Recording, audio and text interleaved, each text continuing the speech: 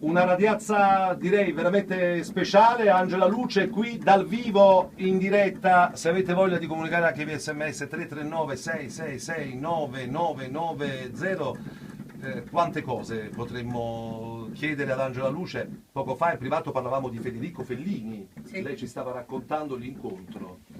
Non l'incontro, ricordo una cosa molto particolare. Ci incontrammo alla stazione Termini a Roma, io andavo a Napoli, lui prendeva il treno per Milano con dei produttori, non so, andava per dei sopralluoghi, non so.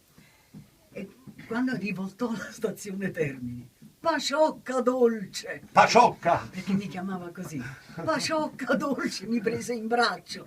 Io, a verità, ero felicissima in quel momento, però mi sentii anche a disagio perché si rivoltò alla stazione Termini, Paciocca dolce, mi prese in braccio.